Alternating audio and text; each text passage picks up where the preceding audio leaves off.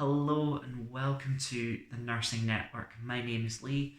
So, we're into World Autism Awareness Week 2020, and to start off this week, I want to just talk briefly about my experience of being autistic.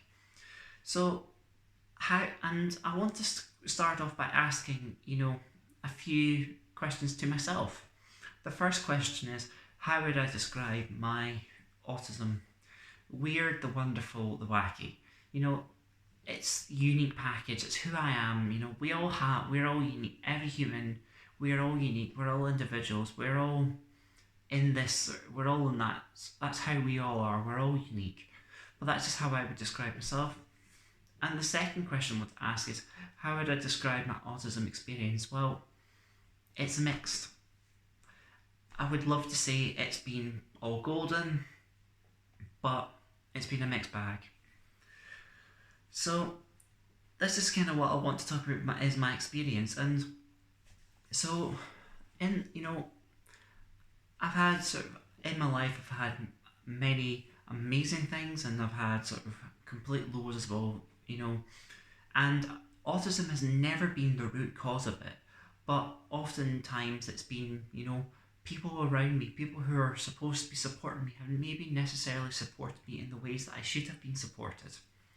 And sometimes that experience it has had sometimes negative effects on, parts of my life, and that's not been the greatest thing, things that I wouldn't have liked. So I'm not going to give any specific examples because I'm not here to call out people, and I'm not wanting to, talk about things like that.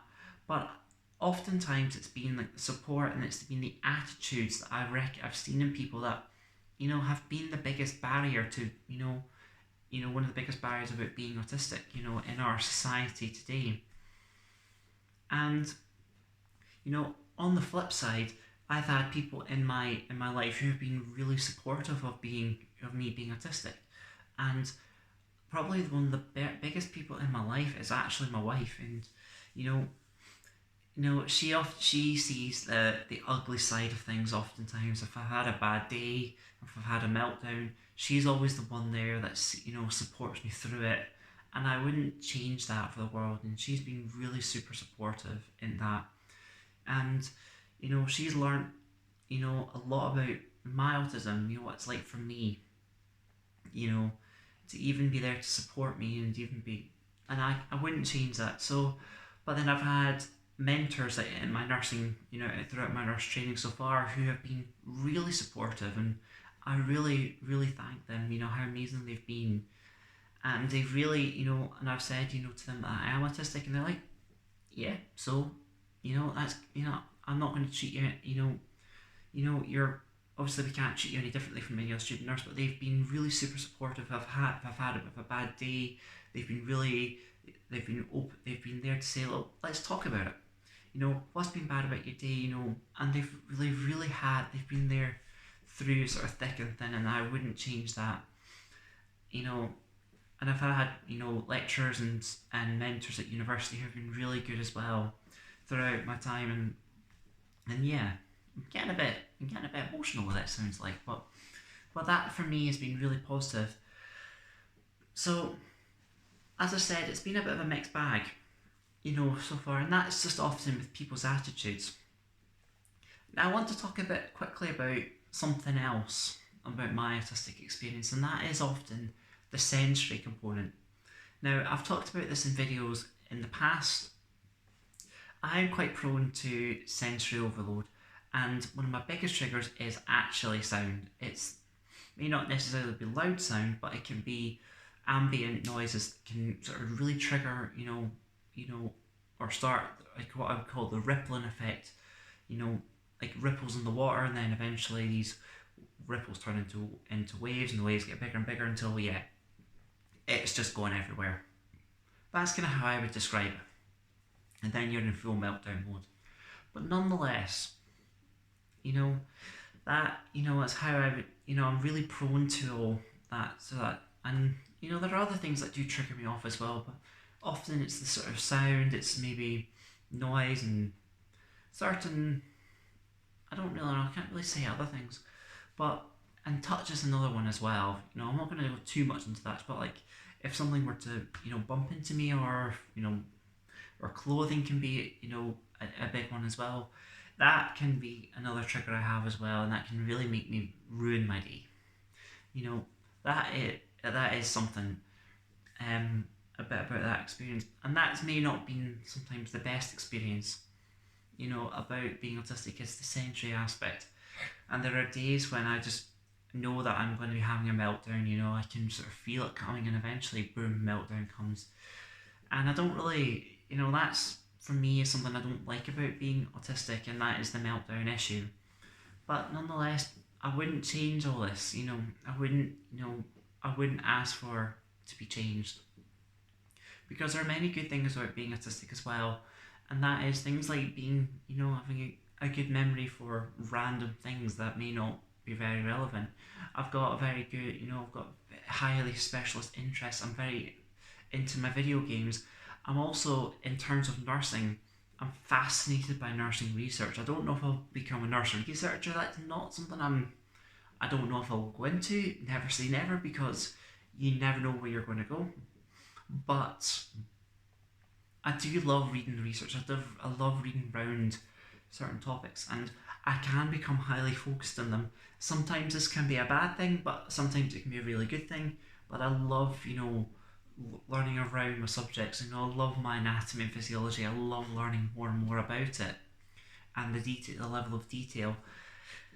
You know, that is kind of my experience. It's a bit of experience. But overall, as I said earlier, it's a mixed experience. And unfortunately, if I had longer in these videos, I would love to talk in much greater detail about my mixed experience. But these are just sort of snapshots of what I've experienced so far as being an autistic person. And being autistic is a huge part of my life, and I wouldn't ever change this. But through it all, it's been really amazing, and I'm grateful for the people who've been there to support me. And I've been great, and I've even been more grateful for the people that I can support. The people that I've looked after, on the wards in the community. I had having that involvement. To help them who've come from being unwell, and nursing them back to full health, and that's been an even greater privilege. And being autistic hasn't, even has maybe had it made it a bit more challenging, but it's never hindered it, in my experience. And finally, I just want to talk, about some of the opportunities I've had as a student nurse, and that is, I've been involved in the university, being a student rep, things like that. You've been a bit involved with the societies, but through it, mostly I've been involved with a student group called We Student Nurses on Twitter. Where we do tweet chats, things like that, and and I've really got involved with that, and I've been involved in the student leadership program as well, which is about enhancing or developing healthcare students' leadership skills and abilities.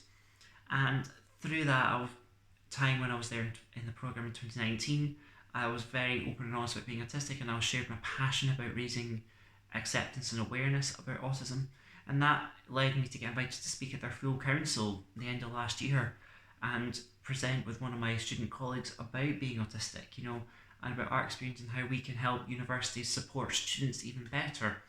So you can see this thing's kind of gone full circle, where some of the negative experiences I've had in my life have also helped get me to where that is. And sort of finally, I've had involvement, get to speak to cohorts at my university as well, talking about my autistic experience.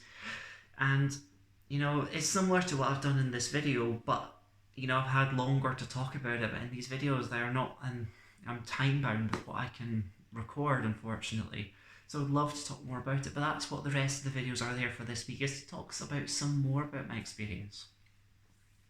So I do thank you for watching today's videos. Today's video. I do know it's been a bit over the place, but this is just me being me. This is who I am. I wouldn't change how I do these videos. That's what it is. But if you have liked today's video, please do give this video a like. Please do subscribe to the channel for great content, and don't forget to hit that notification bell because it will keep you up to date for when I do post more videos. So from today's video, I want just to say thank you for watching. I hope you have enjoyed it, and until the next video, I hope you all do well, and just make sure you look after yourself, and don't forget to love yourself and just look after yourself and have time for self-care as well. So until then, see you later, and all the best until the next one, guys.